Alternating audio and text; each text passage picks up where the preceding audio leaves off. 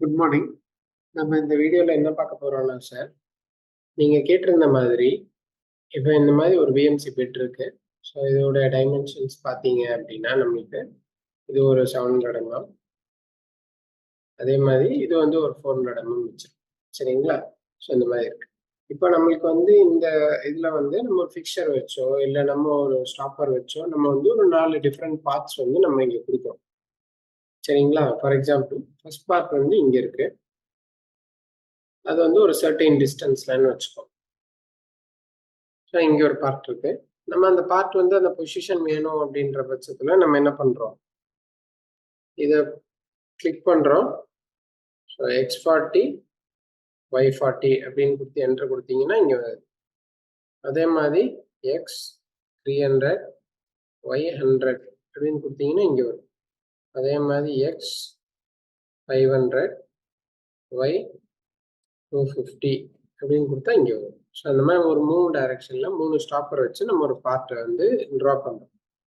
So இதுதான் என்னுடைய part with different sizes. So இது பார்ட் 1, பார்ட் 2, பார்ட் 3.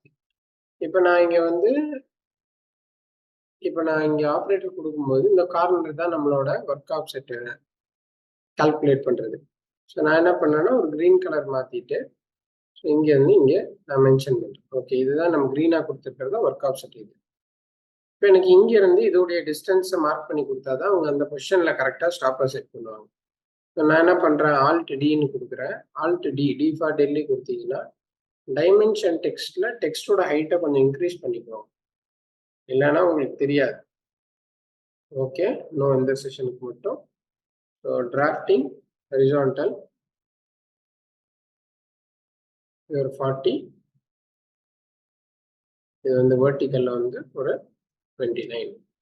இது ரெண்டும் நம்ம வேற கலர்ல வச்சுக்கலாம். டார்க் ப்ளூ கலர்ல நம்ம நீங்க வச்சு. ஸோ இதுக்கப்புறம் வந்து நம்ம என்ன பண்றோம் அப்படின்னா டிராஃப்டிங்ல வந்து நம்ம திருப்பியும் இங்கிருந்து இதோட டிஸ்டன்ஸ் எவ்வளோ, அதே மாதிரி இங்கேருந்து இதோட டிஸ்டன்ஸ் எவ்வளோ வெர்டிக்கலா அப்படின்றதையும் நம்ம இங்கே கொடுத்தோம். அதே மாதிரி பார்த்தீங்கன்னா ஓகே, இங்கேருந்து இந்த கார்னர் வரைக்கும் இருக்கிற ஹரிசான்டல் டிஸ்டன்ஸையும் இங்கேருந்து இது வரைக்கும் இருக்கிற வெர்டிக்கல் டிஸ்டன்ஸையும் சேம் அதே மாதிரி நம்ம பண்ணி பார்ட்டை மட்டும் நான் கொஞ்சம் வேற கலர்ல கொஞ்சம் திக்காக கொடுத்துட்றேன். ரைட் கிளிக், திக்னஸ் வந்து இன்னும் கொஞ்சம் ஆட் பண்ணிட்டு ஷிஃப்ட் ஹோல்டு பண்ணி ரைட் கிளிக் நமக்கு என்ன கலர்ல வேணுமோ அதில் கொடுத்துட்றேன். ஓகே, இப்போ இதுதான் நம்மளோட ஒர்க் ஆப்ஷன். இங்கேருந்து இந்த டிஸ்டன்ஸ்ல நமக்கு வைக்கணும் இல்லையா? நம்ம என்ன பண்ணலாம் அப்படின்னா இதை ஒருத்தருக்கு நம்ம ப்ரோக்ராம் எல்லாம் போட்டு கொடுக்கும்போது பார்ட் 1, பார்ட் 2, பார்ட் 3 மென்ஷன் பண்ணுறதுக்கு ஒயர் ஃப்ரேம்ல லெட்டர்ஸ் அப்படின்னு போயிட்டு பார்ட் 1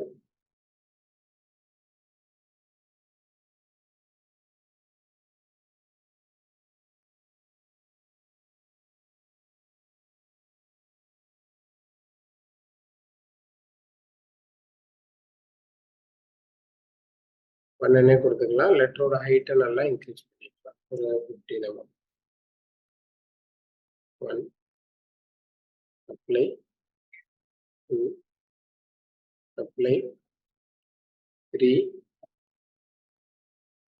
அப்ளை. ஓகேங்களா? இப்படி கொடுத்துக்கோங்க. இப்போ இதை நீங்கள் வந்து ஒரு ஸ்னாப்பாக காப்பி பண்ணி வைக்கணும் அப்படின்னா இப்போ இந்த இடம் நம்மளுக்கு ஒர்க் கோஆர்டினேட்டு. அப்போ வியூவில் போய்க்கோங்க. வியூ நார்மல்ஸ் அப்படின்னு வச்சிட்டிங்கன்னா இங்கே XYZ கர்வ்ஸாக வந்துடும்.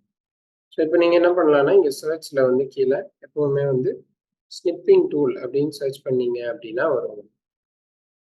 ஸோ அந்த ஸ்னிப்பிங் டூல் எடுத்துட்டு நீங்கள் இப்படி ட்ராக் பண்ணீங்கன்னா போதும். ஸோ ட்ராக் பண்ணீங்கன்னா உங்களுக்கு எடுத்து ஃபார் எக்ஸாம்பிள் நீங்கள் என்ன பண்ணிக்கலாம் அப்படின்னா நம்ம அந்த ஸ்னிப்பிங் டூலை வந்து நம்ம பின் டூ டாஸ்க் பாரில் கொடுத்து வச்சுக்கலாம். ஸோ நீங்கள் ஸ்னிப்பிங் பார் என்ன பண்ணுறீங்கன்னா கீழே சர்ச் பண்ணிக்கலாம். இல்லை ஸ்னிப்பிங் அப்படின்னு அடிச்சிங்கன்னா SNI அப்படின்னு அடிச்சிங்கன்னா வரும்.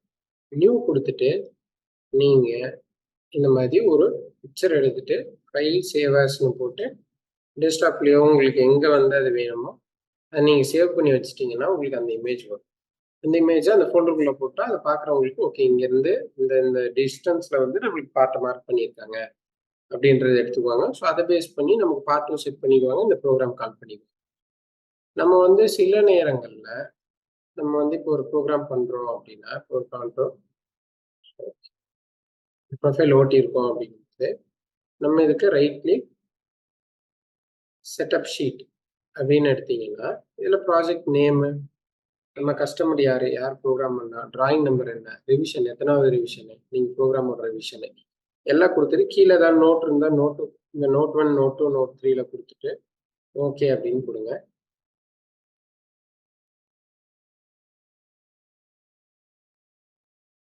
ஸோ உங்களுக்கு இந்த மாதிரி வந்துடும்.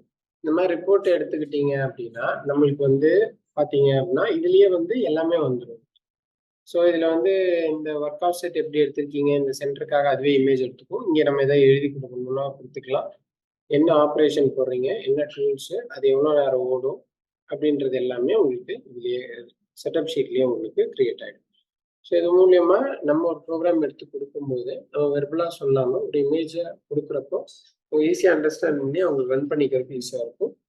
இல்லை செட்டப் ஷீட்டு ஒரே வேலையாக எடுத்து கொடுக்குறீங்கனாலும் கொடுத்துக்கலாம். ஸோ இதெல்லாமே வந்து நீங்கள் மாடலாகவும் ட்ரா பண்ணலாம், இல்லை வயர் ஃப்ரேமாகவும் ட்ரா பண்ணி நீங்கள் என்ன பண்ணிக்கலாம், இந்த மாதிரி இம்போர்ட் பண்ணி கொடுத்துக்கலாம். Thank you bro.